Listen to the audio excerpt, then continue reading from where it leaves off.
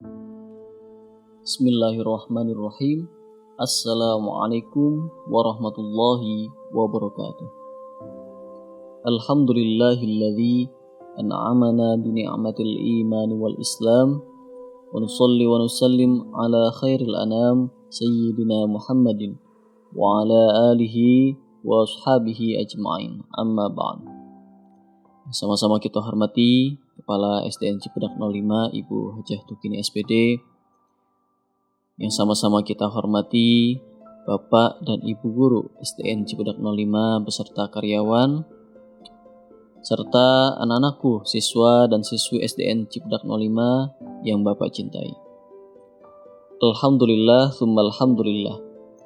Kata yang sangat mudah sekali untuk kita ucapkan, untuk mengungkapkan rasa syukur kita sebagai seorang hamba yang selalu Allah berikan limpahan nikmat yang tak terhingga, sehingga kita semua masih bisa saling mengingatkan satu sama lain, bisa saling bertegur sapa walaupun hanya 1 minggu sekali selama PTM terbatas ini. PTM yang kita laksanakan sekarang ini adalah salah satu nikmat yang luar biasa di tengah pandemi ini. Kala sekolah lain masih berusaha agar bisa bertatap muka, sekolah kita sudah mulai mengadakan tatap muka. Mudah-mudahan Allah terus menambah nikmat ini karena kita selalu bersyukur kepadanya. Dan tak lupa pula, mari kita sama-sama sampaikan sholawat dan salam kepada khairil anam sayyidina wa habibina wa maulana Muhammad sallallahu alaihi wasallam. Mudah-mudahan dengan sholawat dan salam yang kita sampaikan, kita semua mendapatkan syafaatnya di yaumil hisab nanti. Amin ya rabbal alamin. Anak-anakku yang insyaallah soleh dan soleha, sebelum kita memulai kegiatan bimbingan rohani di Jumat pagi ini, mari kita sama-sama berdoa memohon kepada Allah. Yang pertama, semoga Allah memberikan sekolah kita, guru-guru kita, serta karyawan SDN Cipedak 05 kemudahan dan kelancaran dalam pelaksanaan PTM terbatas. Yang kedua, semoga Allah memberikan kita kemudahan dalam menuntut ilmu. Ala hadhihi niyyah wa ala kulli niyatin shalihah bi barakati ummil Quran al-Fatihah.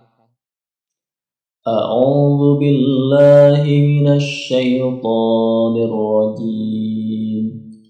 Bismillahirrahmanirrahim.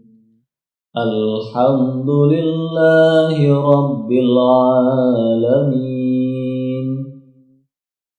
Ar-Rahmanir Rahim. Maliki yaumiddin.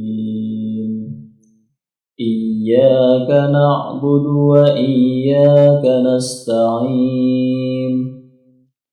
Ihdinas siratal mustaqim. Siratal ladzina an'amta 'alaihim ghairil maghdubi 'alaihim waladdallin. Amin. Baik anak-anakku, mari kita teruskan dengan bertadarus surat Al-Ikhlas, Al-Falaq dan An-Nas. Bismillahirrahmanirrahim. Qul huwallahu ahad. Allahus samad. Lam yalid wa lam yulad. Wa lam yakul lahu kufuwan ahad. Bismillahirrahmanirrahim. Qul a'udzu birabbil falaq. Min syarri ma khalaq.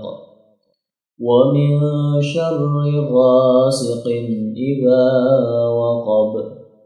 Wa min syarri naffatsati fil 'uqad. Wa min syarri hasidin idza hasad.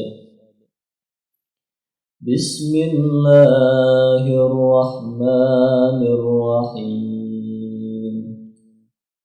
Qul a'udzu birabbin nas, malikin nas, ilahin nas, min syarril waswasil khannas, alladzi yuwaswisu fi sudurin nas, minal jinnati wan nas.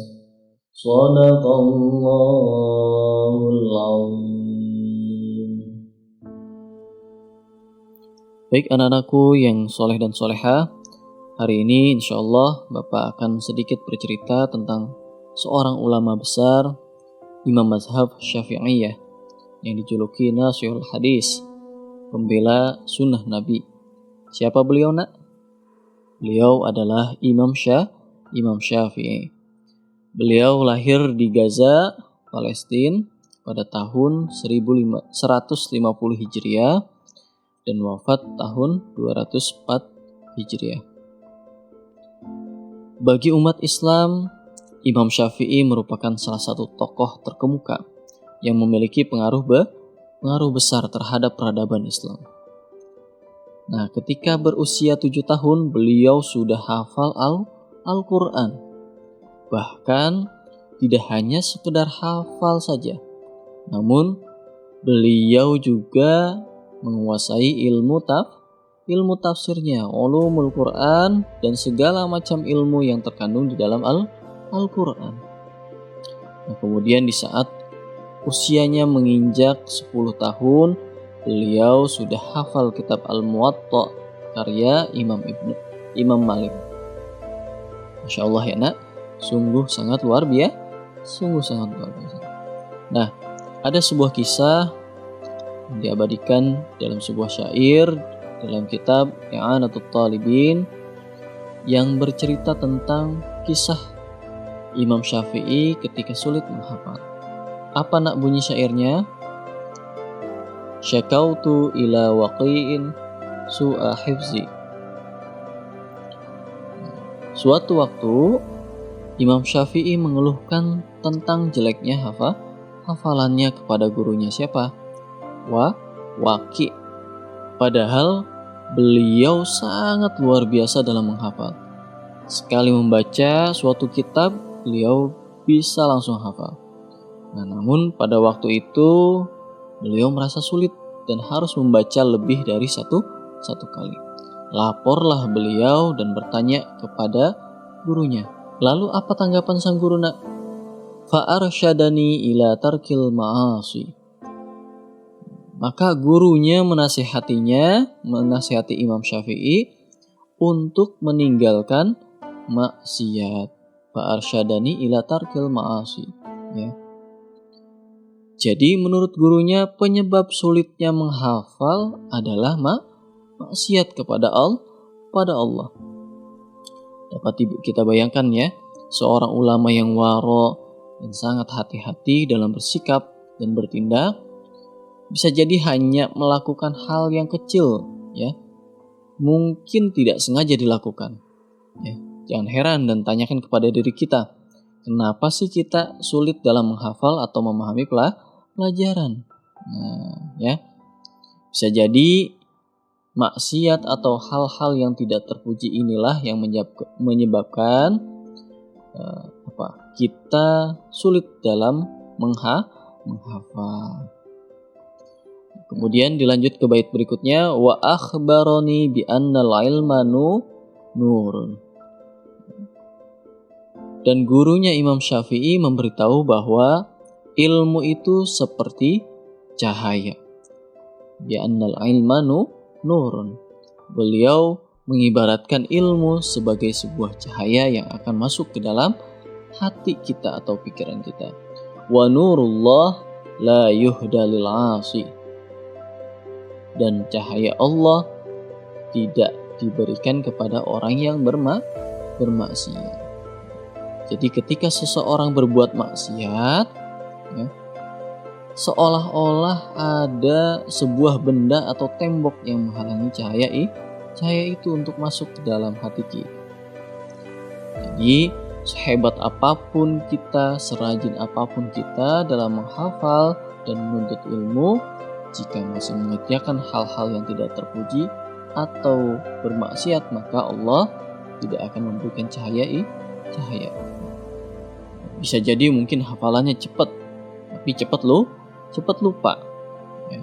Maka dari itu anak-anakku, ya, selagi umur anak-anakku masih belia, ya masih muda, mari membiasakan diri kita untuk senantiasa mengerjakan apa yang Allah perintahkan dan menjauhi apa yang Allah larang. Banyak mungkin hal-hal kecil yang bisa jadi penghalang anak-anakku, ya, kita semua dalam menghafal. Seperti misalnya tidak menghormati orang tua, berbohong, ya, tidak mengerjakan sholat, berkata kasar kepada teman atau orang yang lebih tua. Bermalas-malasan dalam belajar pun termasuk maksiat, ya, termasuk ghaflah, ya, perbuatan yang tidak terpuji. Karena lalai bisa menjadi penghalang anak-anakku dalam menghafal dan menuntut ilmu. Ya, mudah-mudahan sedikit kisah tadi bisa menjadi motivasi dan bahan evaluasi bagi kita semua dalam menuntut ilmu, ya, agar kelak akan muncul the next Imam Syafi'i, ya, generasi yang hafal Al-Quran, ya, generasi yang bisa membawa perubahan yang baik bagi peradaban Islam. Sekian untuk bimbingan rohani hari ini. Mohon maaf jika ada salah ucap dan salah kata. Wallahul muwaffiq ila aqwamit thoriq. Wassalamualaikum warahmatullahi wabarakatuh.